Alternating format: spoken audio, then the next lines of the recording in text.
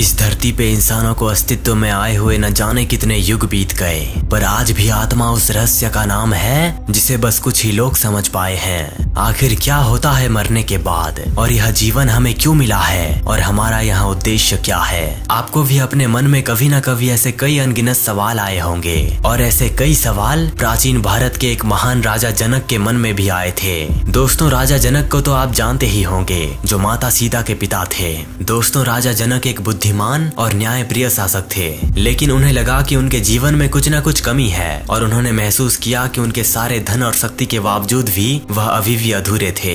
एक दिन उन्होंने ऋषि याज्ञवल्क्य की सलाह लेने का फैसला किया, जो अपने ज्ञान और आत्मज्ञान के लिए बड़े ही प्रसिद्ध थे। दोस्तों, याद रखिए, इस वीडियो के आखिर में आपको ऋषि याज्ञवल्क्य के आत्मज्ञान के ऊपर दिए गए 8 ज्ञान को बताऊंगा, जिसे आप बिल्कुल भी मिस मत करना।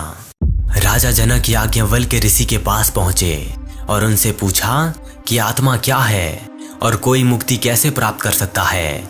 याज्ञवल्क्य ने उत्तर दिया, आत्मा को ना तो अध्ययन से प्राप्त किया जा सकता है, ना ही बुद्धि से, और ना ही अधिक विद्या से।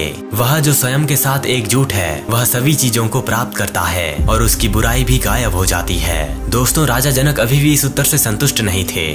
उन्होंने फिर पूछा कि फिर आत्मा क्या है। याज्ञवल्क्य ने इस बार उत्तर दिया, आत्मा वो है जिसके द्वारा बाकी सब कुछ जाना जाता है। यह वह प्रकाश है जो मन और इंद्रियों को प्रकाशित करता है। दोस्तों, आप आत्मा के इन 8 ज्ञानों को याद रखना, जिस ज्ञान को ऋषि याज्ञवल्क्य ने राजा जनक को दिया था।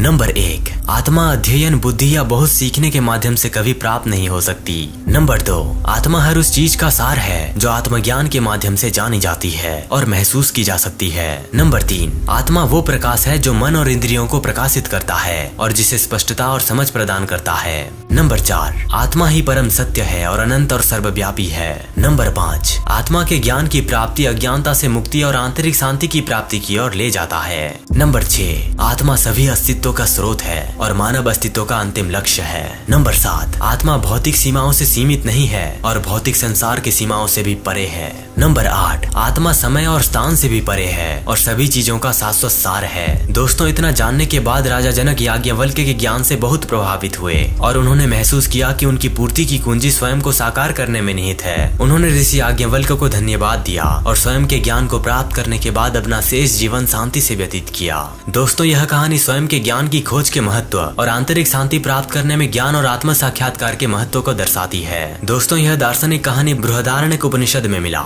ऐसे कई वीडियोस में आगे लाने वाला हूँ, तो चैनल को सब्सक्राइब जरूर कर देना।